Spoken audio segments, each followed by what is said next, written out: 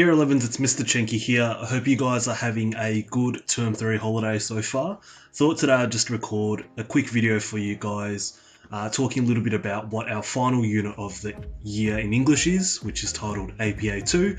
As you guys would remember, APA stands for Analysing and Presenting Argument, and it's a really important unit because it actually is a unit that you'll be doing in Year 12 English next year, and it's worth about a third of your overall English mark.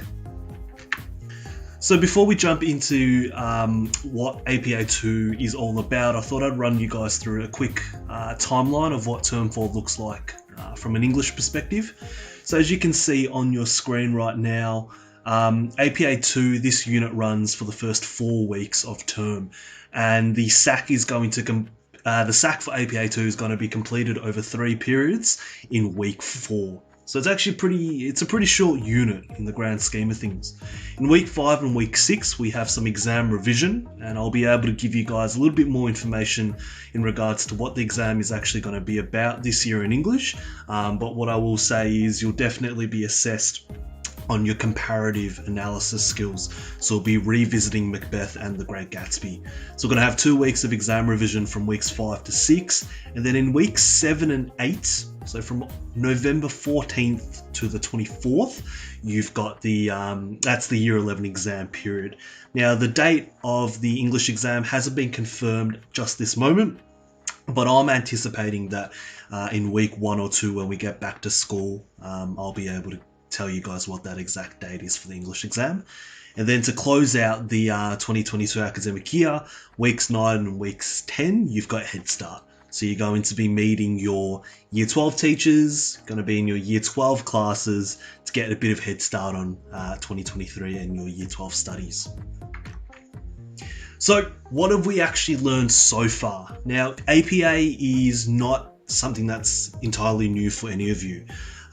In Term 2 this year, we did the APA 1 unit. So if you can recall, we wrote an essay that analysed language and argument in 2 persuasive texts. So that was the opinion article about the endangerment of koalas in Australia, and there was also a little illustration, a little drawing about the koala that was about to be, I suppose, hurt by the bushfires.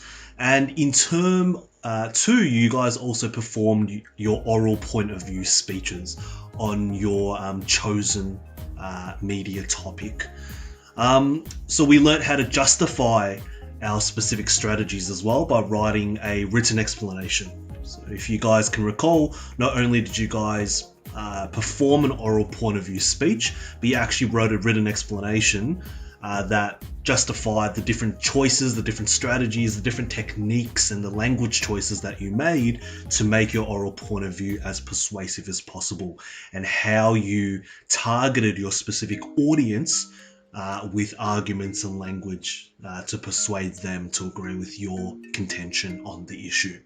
So what I'm really trying to get to here, Year 11s, is APA shouldn't be something that's completely foreign to you guys. And for students who were with us last year in Year 10, you guys also wrote Analysing Argument and Language essay as well in Term 1. So we've already done a little bit of APA before. What's APA 2, the second unit on APA, going to be about this term? So in Unit 2, and this is our final unit of English this year, we're going to further develop our analytical skills and consider how to produce a written point of view. So you've done a spoken or an oral point of view. In this unit, you're going to be doing a written point of view. So APA 2, really, I think the big broad aim for me at least is to hopefully help you guys become more aware of the issues that impact our lives and the world. So we're going to be exploring a lot of current media issues, so topics, issues, debates that are happening in the media about sort of current issues, and we're going to consider how these topics and issues have competing perspectives. And really, I think what I want you to get out of APA 2 and this unit is I want to really help you guys think critically to ensure that, you know, we're not just developing our own opinions on topics and issues, but we're able to defend our opinions, but also examine and analyze the opinions and the views of other people as well.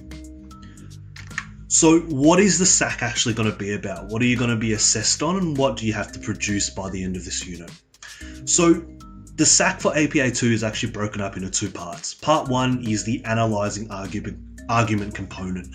So you're going to write a comparative analysis of language and argument in multiple persuasive texts. So you've actually done this before. That's what you did for your semester 1 exam. This time though, we're going to give you 2 to 3 persuasive texts. So for example, for your SAC, I could give you an opinion article on a current and controversial media issue, as well as a cartoon. And your job is to write a written comparative analysis of the opinion article and the cartoon, and you're going to have a double period to do that. So essentially you are doing exactly what you did on the semester 1 English exam in this unit, but we're going to throw in a bit more of a comparative focus. You're going to be analysing 2 to 3 media texts comparatively. Okay. Part 2 of this SAC is the presenting argument component. So you're going to actually produce a written persuasive point of view on the same media issue that you analysed in part 1 of this SAC. So for example, let's say in part 1, the issue that you were asked to analyse was about whether or not Australia should become a republic given Queen Elizabeth II's death.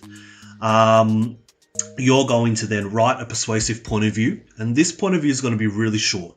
It's going to be only a few paragraphs, but you're going to essentially argue your point of view, your opinion on whether or not Australia should become a republic or stay as part of the Commonwealth and remain tied to the English monarchy. Okay. Not only are you going to write a persuasive point of view though, you're also going to produce a written explanation. So exactly what you did for your oral point of view in term 2. So you're going to essentially justify the different language choices that you made to make your point of view as persuasive as possible, and you're going to essentially outline the different decisions and the different arguments in your point of view and how you conveyed them.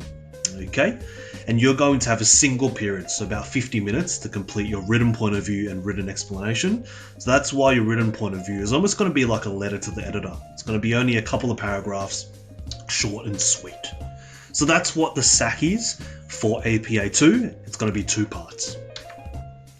So what can you actually do to make sure that you're experiencing success in APA 2? Well, I think the first thing that I would be doing year 11s is reviewing what we learned in term 2 for APA 1. So revisit your semester 1 English exam, and remember that exam booklet is on our Google Classroom, and reflect on the strengths that you or I identified for you on the essay, but also think about and reflect on areas that you need to improve. What were aspects of your APA essay that you could have done better? Was it maybe you could have added more detail when you're analysing the intended effect of the author? Maybe you could be doing a better job of identifying the target audience as well. So head back to semester 1, that exam that you did, and reflect on what you did well and what areas you can improve, and continue to review key APA concepts such as the CHEN-KE elements, which you'll need to understand to construct your introduction, and also how to write a body paragraph for an APA essay. So structures like STEP and the what, how, why structure. And also make sure you practice writing APA essays, and you're doing that regularly as well, and make sure you complete the holiday homework. Some general strategies that you can do to make sure that you're experiencing success: make sure you keep on top of current issues being discussed and debated in the media.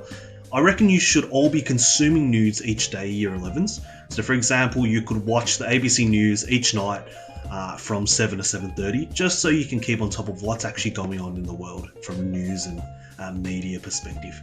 And I think you should read the news every single day. So online publications like The Age, The Herald Sun, and The Guardian are probably good places to start. So maybe try to factor in 10-20 minutes of some news reading every single day. Alright, so I hope this video explains our APA 2 unit at year 11s. If you have any questions, please flick me an email or ask me in class, and I look forward to seeing you guys in a couple of weeks when you go back to school.